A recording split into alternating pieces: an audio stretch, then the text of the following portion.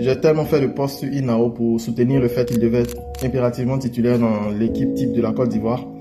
Et voilà, les gens parlaient d'âge, les gens parlaient d'expérience. J'ai même dit ici que l'expérience là, elle se gagne en jouant, en pratiquant. C'est vrai, dans les premières 15 minutes, c'était pas facile. Il faut contextualiser la chose. Hein. Le petit, il a 20 ans. 20 ans, ton premier match en tant que titulaire en Coupe du Monde, c'est contre l'Allemagne, la deuxième meilleure équipe nationale de l'histoire du football. C'est l'équipe nationale avec le plus de médailles au football. Ils ont plus de médailles que le Brésil. Pas de coupe, mais de médailles. Quand on combine médaille d'or, médaille d'argent, médaille de bronze, l'Allemagne, c'est le pays avec le plus de médailles. Un petit de 20 ans. Après toutes les polémiques qu'il y a eu, est-ce qu'Inao doit jouer, est-ce qu'il ne doit pas jouer, on te met sur un terrain.